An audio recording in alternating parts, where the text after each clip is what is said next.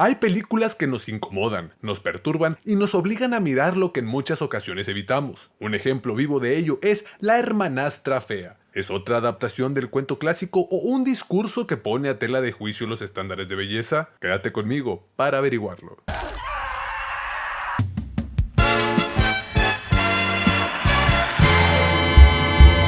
¿Ah, sí?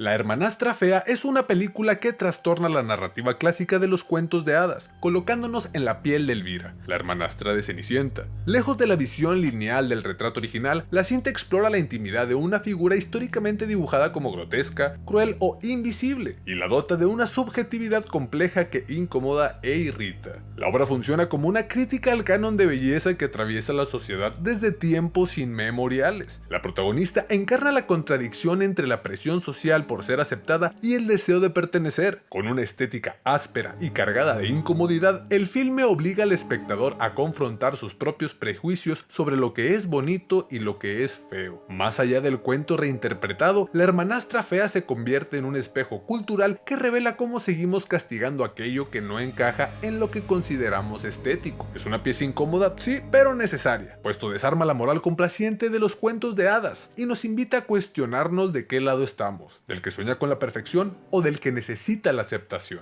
El filme se construye sobre el eco perverso del cuento clásico, solo que en vez de presenciar el tradicional encaje de aquella zapatilla de cristal, ahora te encontrarás con la perspectiva de la hermanastra de Cenicienta. Conforme avanza la cinta, te irás dando cuenta de cómo representan cada detalle que conocemos de la historia original, pero en esta ocasión el discurso es claro y llega mucho más temprano. ¿Cuánto hemos normalizado el dolor como precio de la aceptación social? Para continuar el análisis y responder esta pregunta, debo entrar a detalles en secuencias específicas, así que te advierto, a partir de este punto habrá spoilers generales de la cinta. El arco de la hermanastra es trágico y profundamente humano. Comienza como una figura secundaria definida por la sombra de Cenicienta, sin embargo se convierte en protagonista absoluta de su propio descenso. Esta ya no es la villana caricaturesca. El desarrollo de su personaje refleja una perspectiva neutral junto a Cenicienta, dejando de lado que exista una mártir o una villana. Y eso, créanme querida audiencia, es muy complicado de lograr. Lo fascinante de este desarrollo es que Elvira poco a poco revela capas cada vez más perturbadoras de su psicología. Evoluciona hacia lo grotesco, pero también hacia lo más profundo, demostrando que es un espejo de nuestras propias inseguridades. Y aquí radica lo maravilloso del filme. Nos recuerda que los monstruos más aterradores no están en los cuentos, sino en el reflejo de nuestros propios deseos.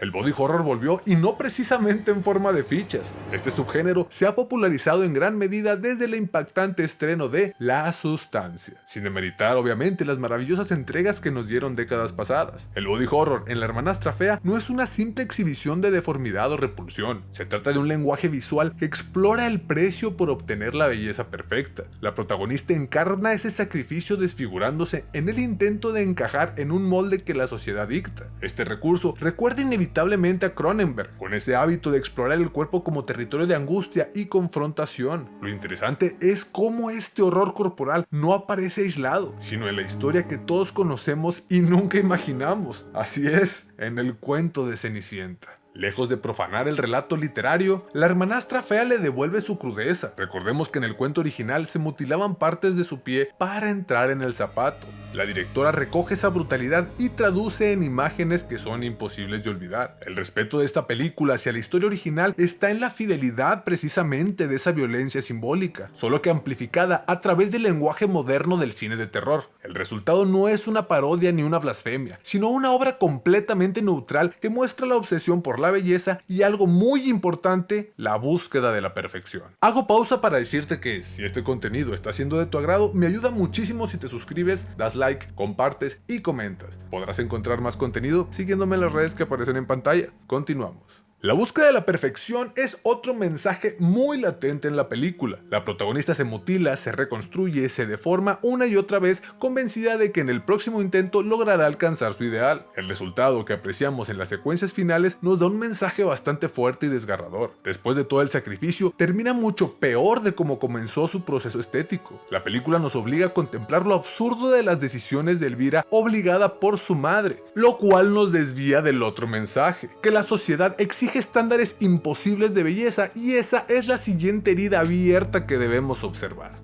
El juicio social se percibe como un monstruo invisible en la película. La hermanastra no se mutila sola. Lo hace porque alguien en algún lugar le enseñó que debía hacerlo para merecer amor. Y no fue el patriarcado opresor ni el machismo que tanto se critica actualmente. Fue su propia madre. El estándar de belleza actual no es solo una expectativa, es una condena transmitida de generación en generación. La obra nos conforta con nuestra complicidad en esa dictadura estética y nos invita a reflexionar si la sociedad exige dolor físico. Lo que la película pone en juego es otro dolor aún más profundo, y es el dolor emocional. La diferencia entre ambos dolores es bastante difusa. El cuerpo se hiere para calmar la angustia interior, pero nunca lo logra. El dolor físico funciona como anestesia temporal frente al vacío emocional. Este contraste es devastador porque revela la nula importancia del sufrimiento. No hay remedio capaz de curar la herida de no sentirse amado. Y justamente aquí es un giro clave en la película, la idealización del ser amado, que en este caso, en esta película, funciona como motor y verdugo al mismo tiempo. Y sí, así es, estoy hablando de El Príncipe. En esta versión representa el premio, el reconocimiento y la validación final. Las mujeres del reino proyectan en él la salvación, pero en realidad él es solo un símbolo. La obsesión por complacerlo encarna la trampa de idealizar al otro. Lo convertimos en juez supremo de nuestro valor. El filme nos revela que esa idealización es una condena autoimpuesta. A pesar de que el tipo vive bajo una máscara en la sociedad, sus amigos conocen sus verdaderos deseos, haciendo todos de ellos unos patanes. A través de una técnica fílmica maravillosa, referencias clásicas y simbolismos bastante fuertes, La hermanastra fea demuestra que no es solo una película de body horror, sino una reflexión despiadada sobre la belleza, dolor y aceptación. Su directora convierte un cuento infantil en un campo de batalla donde la carne y el alma se desgarran al mismo ritmo, y aunque el filme no ofrece escapatoria, sí deja una certeza inquietante. Todo ideal de perfección es, en realidad, una forma de destrucción. Esa es la herida que permanece abierta, incluso cuando los créditos terminan de rodar.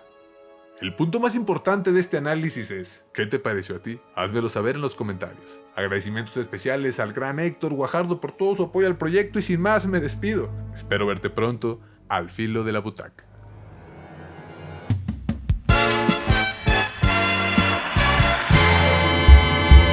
¿Ah, sí?